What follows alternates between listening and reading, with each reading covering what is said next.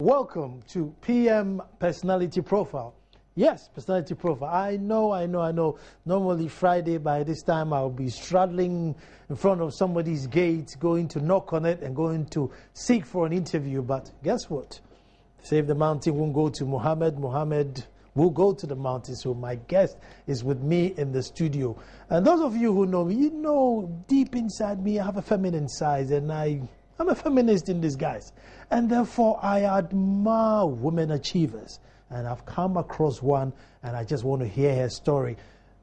Stories on Fridays that we talk to people who will inspire us in one way or the other. And that's the whole idea of Personality Profile. Now, today we're talking to the Executive Director of the International Press Institute, Alison Bethel McKenzie.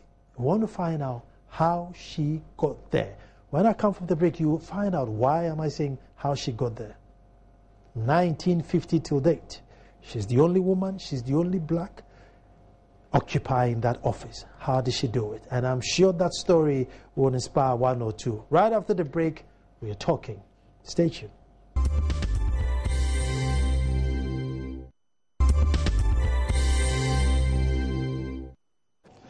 Well, hello, and as I said in the intro, we're talking to Alison Bethel McKenzie.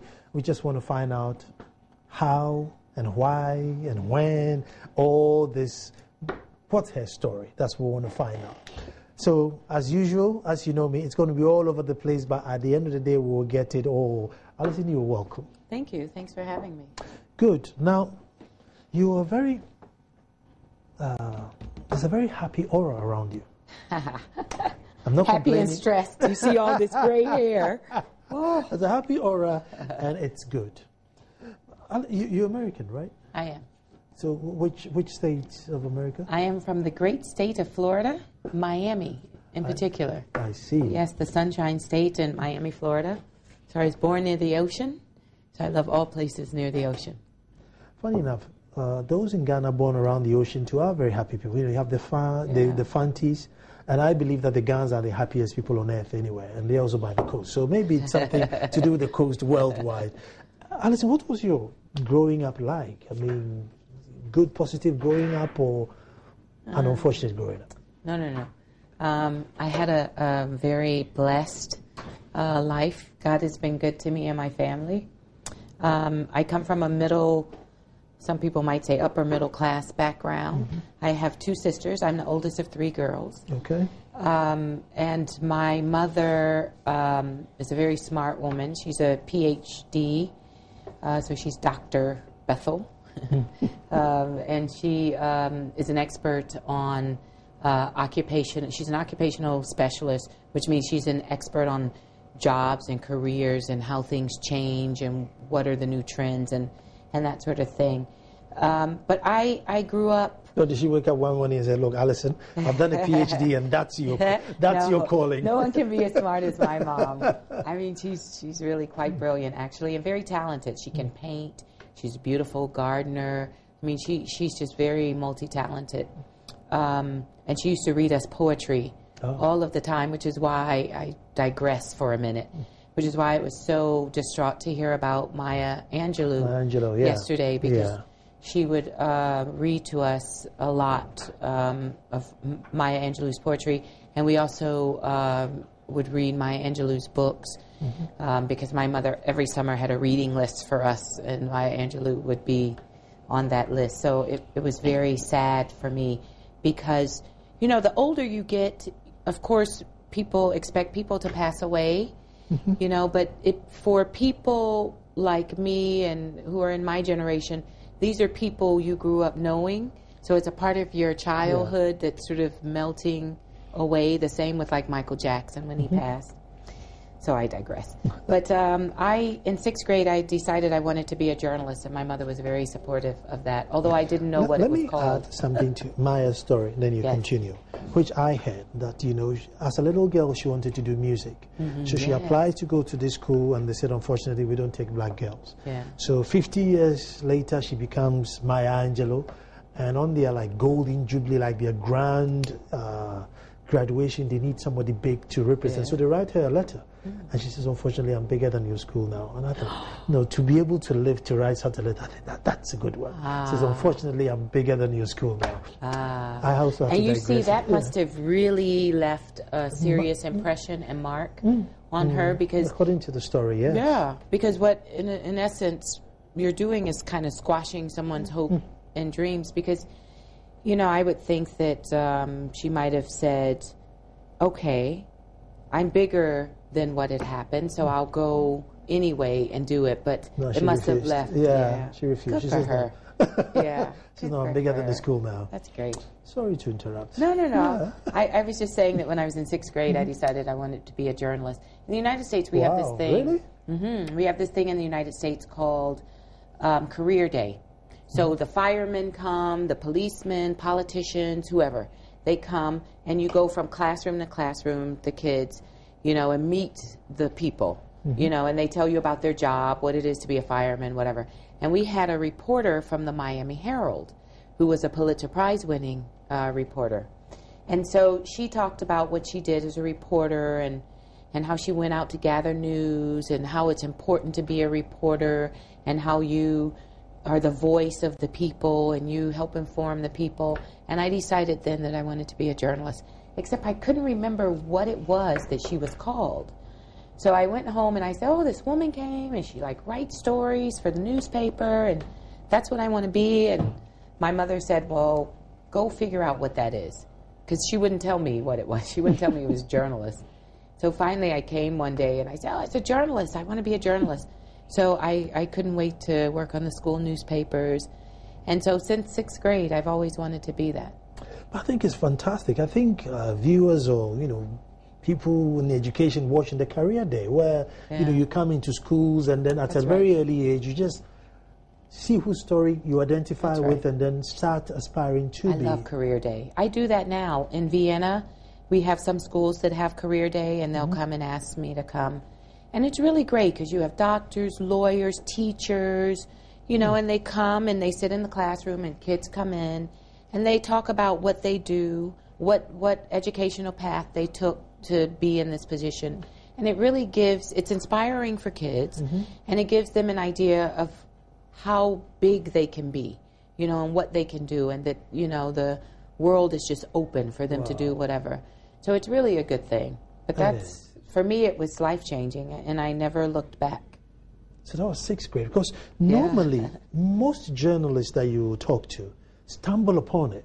They set out to be an accountant, and then, you know, or they came out of school, went to do, you know, like national service or attachment, and then they, you know.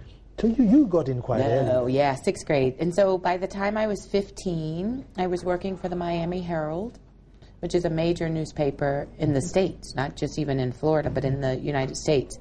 So I worked for the Miami Herald, and I covered religion, City Hall, and I also compiled a calendar listing. So I couldn't drive. I wasn't old enough to get my driver's license. So either I would ride with the photographers, you know, who were taking photos of the story, or my mom would come, drop me off for the meeting. I'd go in, report, while she's in the car reading her book, because she's an avid reader. Waiting for you to finish. Waiting for me to finish, and then take me to the office so I could type up my story. So she was really great at that. Sounds like a fun growing up. It was good. It was fun. I wish I had not been so serious with what I want, with my career aspirations, you know, and that I had Why would you say that? Well, like, you know, I didn't put much stock into going to prom, you know, and that sort of thing. I dated, but I wasn't like some of my girlfriends who were like eager to just get out and go hang out in the mall. And, you know, I couldn't get enough to read. I wanted to like write. I kept a journal, and I wrote poetry, and I was just really quite serious about it, you know. And I went to work. So I would go to work every day at the newspaper and just ask a lot of questions. My editors would edit things, and so I was really quite serious about it. And then throughout university? Yes. I went to Howard University, a really great, great school. I wanted to go to Northwestern. I also wanted to go to Columbia. I didn't get housing in New York, So my mother was not about to let me go to New York City without a place to live, so that was not going to happen. My mother was really keen on me going to a historically and predominantly black college or university. In the States, we call them HBCUs, historically black college or university. So she suggested Howard because Howard had a journalism program that had accreditation. They were in Washington, D.C., so you had the Washington Post. All of the major newspapers are based there, from China TV to Russia TV to LA Times and whatever. So I applied to Howard, got into Howard, went to Howard. It was really difficult the first year because people said, oh, this woman who's a superstar, thinks she's a superstar, is coming, because I had a thing of clips, because I had been published and written and gotten paid for it. These were, I was collecting a salary, at 15 doing this. And I was able to do it so young because I was in an honors program in school. So school for me ended early because I was in an advanced education program. So I was able to leave school at 10:30, 11, and go to work until 5 or 6. So the first year was a little hard, because people, how cruel kids can be. But I minored in theater. She thinks all of herself. Yeah, she thinks she's this and that. But, this too shall pass. And I minored in theater, and I love theater. So at one point I thought about being a theater critic. But then I decided, no, I wanted to do something. Not that theater criticism is not substantial, because you hold a lot of people's lives in the palm of your hands. If you are really highly regarded as a critic, a show can close, and then you have 15, 20 people out of work, and they have to go and find another show to be in. But I decided I wanted to do something else, and I decided rather early that I wanted to be an editor. So when I was 25, I became an editor, and that also was hard because my staff were all older than me, and some of them significantly older than me. So I've most of my career been an editor and a senior editor. So I was a reporter from age 15 to about 24 or so. Okay. And on full time only for about 7 years. Because the other time I would leave school at 15, go to work and whatever.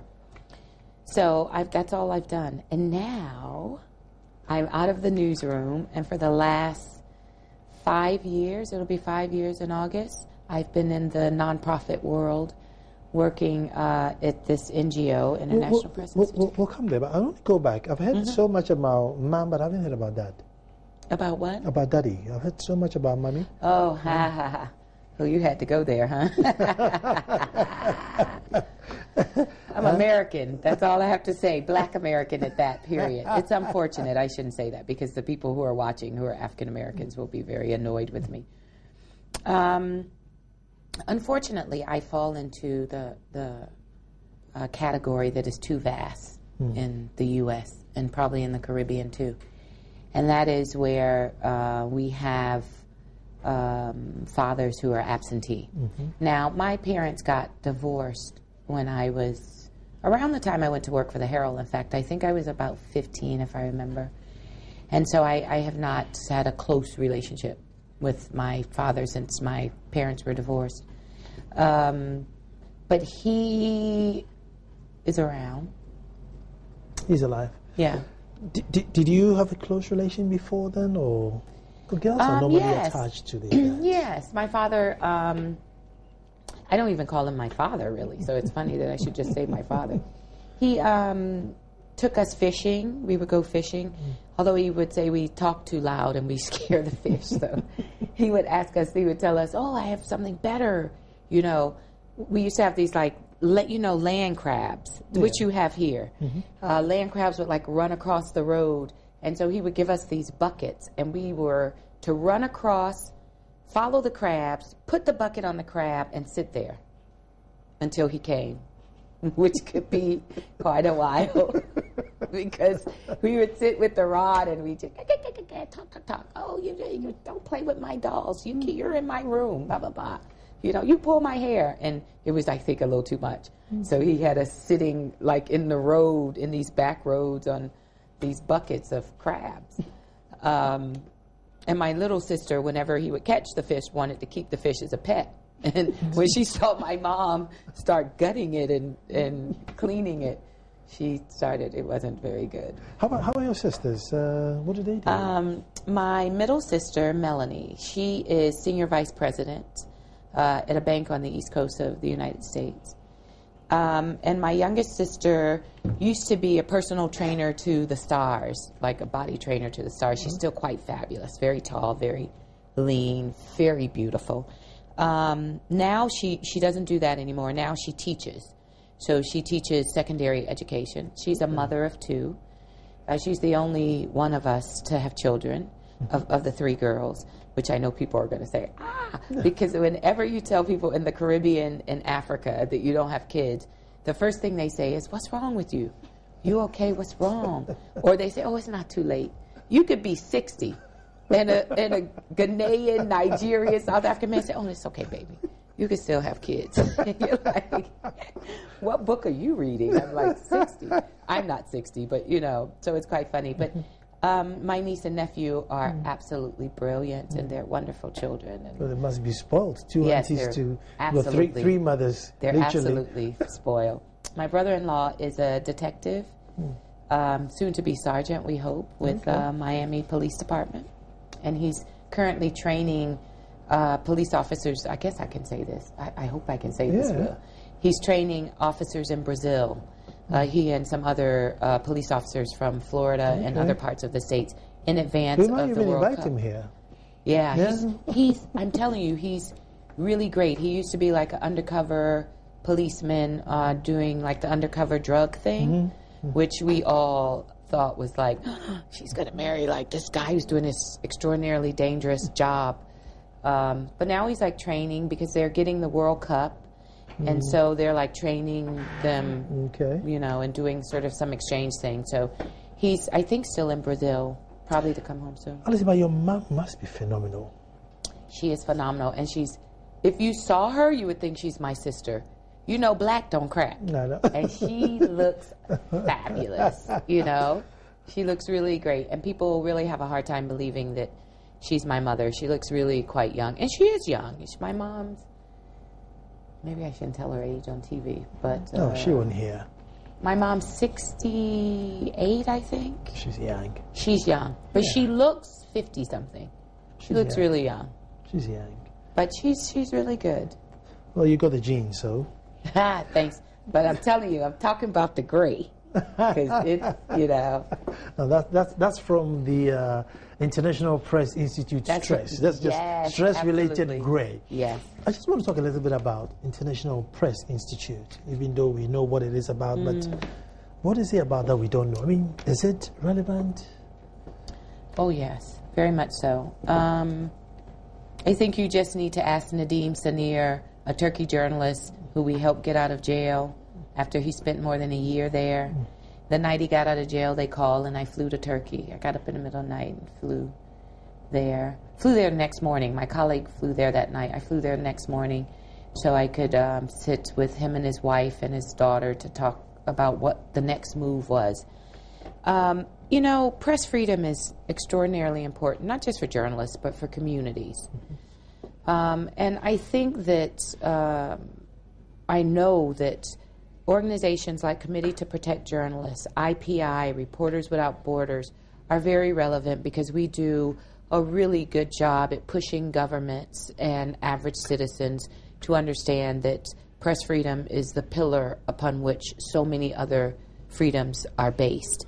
And I think that that's extraordinarily important, especially in this era of the internet.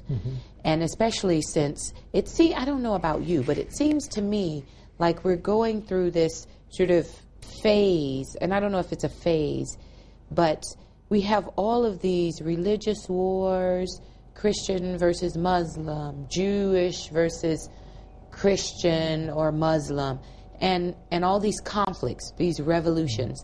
And they are having a great impact on the kind of information we receive the amount of information we receive, and also that we've seen increased attacks against journalists. Last year, 119 journalists were killed for doing their job. Name for me, aside from maybe a police officer, one other profession where people are targeted and murdered because of their profession. There aren't that many. Sometimes politicians are assassinated because of their work and their opinion. But being a journalist is, you know, people want to act as though it's really sexy and Lois Lane and Superman. And there is that element of it, but it is also a very dangerous job. I'm going to take a break here and then we come back and continue. Alison Bethel, McKenzie, interesting to talk to. Stay tuned.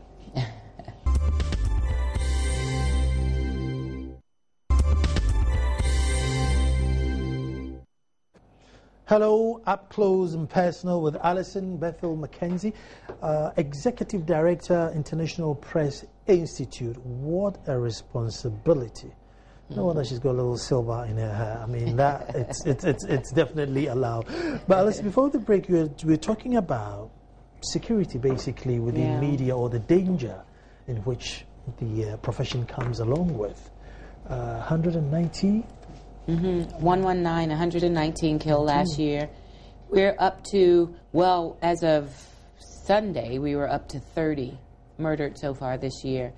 I haven't checked in the last couple of days to see if anything has happened. But you have journalists who are murdered. You have journalists who are beheaded, and their heads are placed on the stoop of their house so that when their children come home, they can see the head there. I mean, you have horrible things that happen to journalists. And aside from the murders, you also have journalists who are put in jail and not charged with anything, just put in jail, you know, and they're sitting there for a year, 2 years without being charged. And then when they are charged, it's some ridiculous sort of charge. So it's very dangerous, or can be very dangerous out there for journalists. Journalists are attacked, their equipment taken, and that sort of thing. So IPI, the International Press Institute, is relevant in that regard, that we really, and especially me in particular, because I come from a 27-year career as a journalist, that I am really adamant and passionate about having access to information laws, repealing criminal defamation laws, most of which are left over from the colonial era. And also not only implementing or putting in place access to information laws, but actually implementing them, training people how to give reporters the information and that sort of stuff. Also, we're adamant about getting journalists out of jail. And I should say, when we talk about press freedom and security and safety, one thing that is always important to me to mention is that no freedom is free. Okay. Every freedom comes with a responsibility. And for my colleagues who are journalists, their responsibility is to report fairly, accurately, without bias, without an envelope, without any of that. That's really important, because you can't be taken seriously or have the support of the community if you don't hold up the creed that we all subscribe to and the code of ethics. I cannot tell you how important that is. And I think that journalists who don't get that and who don't buy into that should not be journalists. Because I take being a journalist very seriously. I take what you do. I was print. You're what we call beautiful people. The print people call you TV people, the beautiful people. We really take seriously what our colleagues, no matter if they're online, radio, TV, newspaper, do. We get each other's backs. Sometimes we help, you know, and share. Sometimes competition prevents us from doing that. But as a media fraternity, we have to push for better working environments. For media owners and publishers, they are part of the problem when they don't pay a living wage. They are part of the problem when they don't give transportation to cover an assignment. They are part of the problem when they say we can't have the internet because people will surf and make people go all the way to cafes to find out the information that they should be able to find out in their own offices. So we have a long way to go globally. These are issues that are not only issues in Ghana. They're issues in Latin America. They're issues in the Caribbean. They're issues in a lot of places. Should press reporting be relative? Because, I mean, if I take China with 2 billion people, I mean, if I was the president of China, I wouldn't wake up one morning and say, well, go and write whatever it is you want to write. No way. Why not? Too many people to handle. You need to write what I say you to write. But the thing is, if you're the head of China, the president, premier, whatever, of China, and you're doing your job and you're doing the right thing, what's the problem? What is the problem? The majority is not always right. No, that's true. But if you're the leader of a country, then you have to take the lashes that go with that. You don't get that kind of power for free. You don't just get the sachet chanté. I mean, you can do it. There's 1.5. If you have a population of 1.5 million, you can have them all being journalists, no problem. But 2 billion people, and if you tell them, look, you have press freedom, you would have about 10 million journalists coming up and everybody writing what they perceive it to be. See, I don't think that's really the case, because unfortunately, in most parts of the world, journalism is not seen as like a high profession like doctors and lawyers. I mean, unfortunately, it's just not seen that way. So I don't think you'd have this mad rush on people wanting to be journalists or whatnot. I think the situation in China is really quite bad, in the sense that all the media in China, like in Cuba, all the media are owned. There's not really any sort of private media. So it can easily and be used as a propaganda tool. The journalists in China are really good. They have some really, really good journalists. And they have been pushing back a lot in the last year, like refusing. Like in one case, we had a case where one newspaper ran something that the government didn't like, and they were in big trouble about it. So the government asked the opposing newspaper, the competition, to run on the front page that this newspaper was horrible. They wrote the story. And they said, we refuse to do that for our, against our colleagues because you didn't like the story. We refuse to do it. And they stood together. A couple of people lost their jobs, but the international community was in solidarity with them and said, you're standing and sort of pushing back. So to me, if you have that many people, then there should be some sort of avenue where the media can tell all of those people talk to them about what they're interested in and do investigative pieces. China is huge, and the local community newspapers should be able to say, okay, well, this is what you care about, and we're going to tell you the truth about it. Here's where the money's coming from and whatnot. I think we're kind of a long way from that. How about countries that are developing? Should you control or have some sort of reportage that inspires people rather than just, anybody thinking, well, I'm a journalist, I have a pen, let me just write what I want to write and print it. I'm free to do that. When you say inspire people, listen, the thing is that you have, in a lot of developing countries, you have media that are owned by people who are not journalists or who have never studied journalism. Which is okay. You can have a newspaper, radio, TV owned by a businessman, but that businessman should do his or her homework, to know the nature of the business. If you're going to sell grapes, then you need to know what the market is, how you grow the grapes, and all of that. The same is true for the media.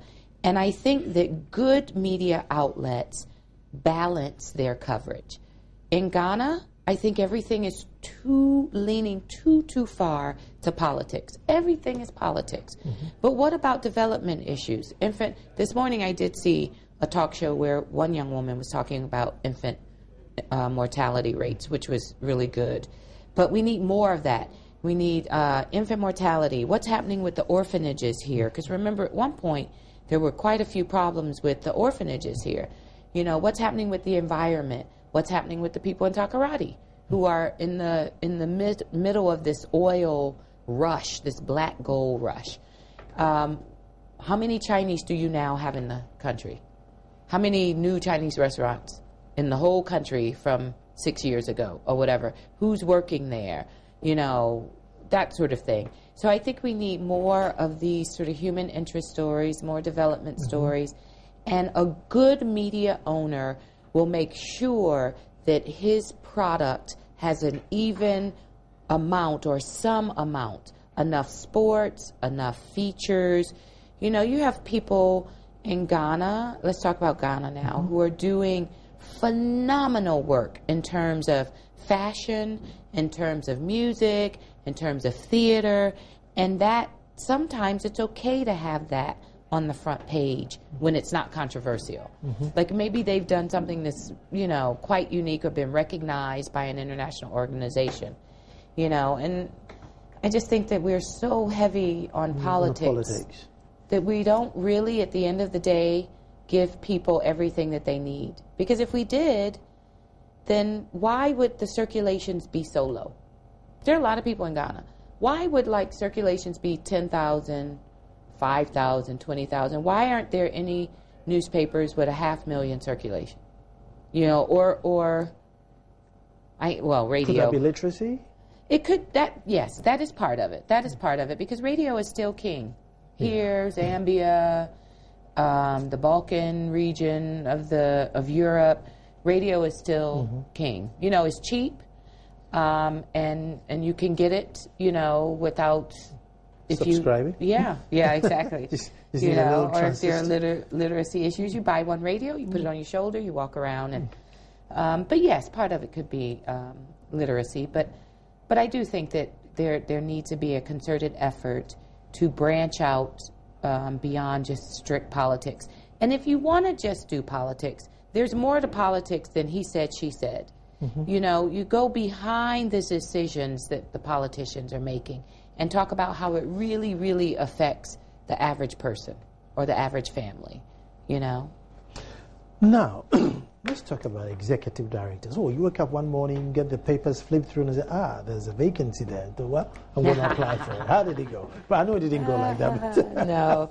You know, I was living in Laboni. I was living here in 2000. Yeah, in 2008. I came here. What's it saying? April, what was it saying? I don't remember much of my tree that I learned when I was here. And I didn't learn any Ga, I don't think. But I moved here in April 2008. I was managing director of a newspaper in the Caribbean. Okay, so I worked in the United States at the Boston Globe, the Miami Herald. I was Washington bureau chief under George Bush in the Bush administration. Washington bureau chief for the Detroit News. So my staff covered the White House, Congress, and because we were Detroit, we covered the big three: Ford, Daimler, Chrysler, and General Motors. I left the United States to take a position as the managing director of a newspaper in the Bahamas, which is in the Caribbean. And so I was managing director there. When the paper was sold, I had an opportunity to come and work in Ghana. Well, initially it was South Africa. They later moved me from South Africa, decided you're not going to South Africa, you're going to Ghana, which I thought was great. So I was a Knight International Journalism Fellow for the International Center for Journalists. So my job was to come here, monitor what the media was doing in advance of the election. This is when Kufuor was leaving. Okay. Because everyone was things were a little tense, and people thought there might be some issues, you know, there may be a coup d'etat, there may be, no one knew. So I came and did a lot of training of journalists, and also did some election monitoring. And if you remember that year, the election went on a little longer than normal. We also had some problems. 3 full runoffs. Yes, you know, exactly. And those tame. Yes, exactly. And we had some problems with some radio personalities who were sort of inciting, you know, and so it was a crucial time. So I came and I lived here, and it was my first time living in Africa, and it was amazing. It was amazing. The first thing is that I came and I thought, this will be easy. Everyone's black. They look like me. But that was not the case. People could see me coming a mile away. American. And I couldn't, I was like, why? How do they know I'm American? But truth be told, I can tell an American. When you see them in the list, yes. yeah? I can tell the difference between an American, Nigerian, of course Ethiopian, who have such a unique look, sometimes South African, depending on what tribe they're from. So I lived here, and it was one of the best experiences in my life. I learned to sort of just take a deep breath and slow down a little bit. I learned patience. Ghana is a workout. Ghana takes patience. So you need to relax. Where are you in a hurry to go to? You know, but also just, you know, there's always something, you know. It's like, you know, someone wants something from you almost all the time, you know. Even if they're doing their job, they want something from you, you know.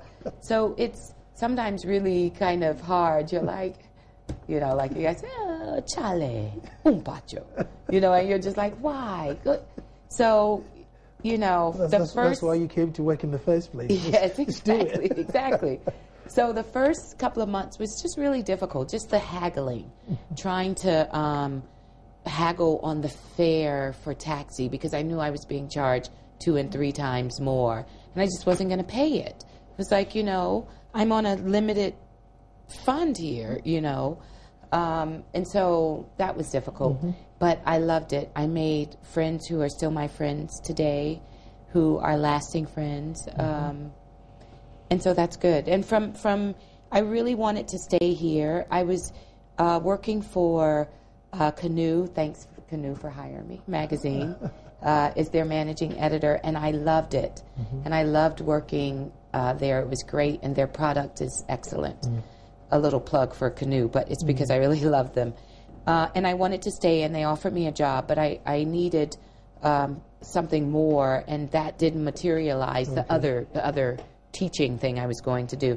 So I found myself having to leave, unfortunately. How about the food? Did you like our food? I love the food. We had food last night. I love the food. I love the people. I love Cape Coast. I like, my favorite thing is grilled fish and baku with fresh pepe. Fresh peppers on it, yeah. I like, what is the kinky? Okay. I like that. With those little fish. I like that. And I like the crabs that they have when you're on your way to Cape Coast, and you can buy them and kind of cook them. They have them like they're hanging in like 3. And I like the snails at the coffee shop. Daddy, that's good. Making you sit on the bucket. Yeah, exactly. I like the food very much. I don't like that big, it's like a rodent. And it's like a delicacy. Yeah, yeah. Do you know what it? I don't even like to see them holding it on the side of the road.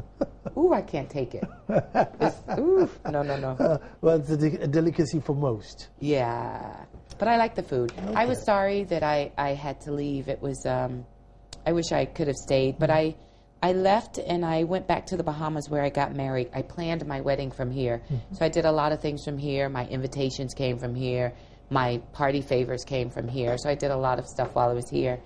And I went, I had offers in the United States and in Europe, and 1 or 2 offers in Africa, not Ghana. Well, yes, Ghana, but other places. So I asked my soon-to-be husband where he wanted to go, and he said Europe. Even though he did come to Ghana and he liked it very much. He had also hoped that we would stay here. So we went to Europe. We went to Vienna because I had an offer there. And I went as deputy director and then was promoted to director, which really shocked me. I mean, I was more than qualified and am more than qualified for the position. I mean, not to sound arrogant, but I am. You know, I spent a lot of time dealing with the issues that we deal with. And in some cases was a journalist who was in the position of being harassed or whatnot. But I thought, okay, they've never had a woman lead this organization. Is the executive director. They've never had a black person. I'm the only black person on staff. In fact, as far as I know, I'm the only black person who's ever been on staff full time. and I couldn't remember the last time they had an American to lead the organization. So I wasn't quite sure that... So you were the odd one out. Yeah, exactly. Absolutely. But our board of directors are smart people. They're editors and producers we have 24 from 22 countries, and they're very smart. I did a interim period, and then they named me full-time director. And I think that they could see my passion, how hard I work, and I work really hard, and that I had some really good ideas about where the organization should go, and I could work well with the staff. And so I've been there. I've been director now about 4 years. Okay. I've been there about 5 years. So we'll see where we go from here. How is Mr. coping with Mrs. Globetrotting? Let me tell you something. My husband is from the Caribbean, which basically is very similar to being from parts of Africa. Mm-hmm. The similarities are from what they eat to everything. It's very similar. And he, I talked to him early on, and I said to him, if you want one of these wives who's at home with a lot of kids and this and that, then I'm probably not the one. If you love me and you're up for an adventure, then come along for the ride, because it's going to be an adventure. And it is. I mean, we've been so many places. We're celebrating our 5th wedding anniversary. We haven't been married long. 5th wedding anniversary in June, and we're going to Barcelona. Okay. He's never been there, so I'm looking forward to the R&R. But my husband, the very nature of my husband is adventure, because by profession he's what is called an aquarist. So he specializes in sea predators. So he goes in the ocean and in tanks with sharks. He helps physically sharks give birth when they're having trouble. He feeds them from these packs on his back, and stingrays and all. He's very he's the guy who... He can handle you. Yes. He dives off the boat and comes up with lobster in his hands, that he caught with the spear. So he's this kind of guy, so he gets adventure, and he's...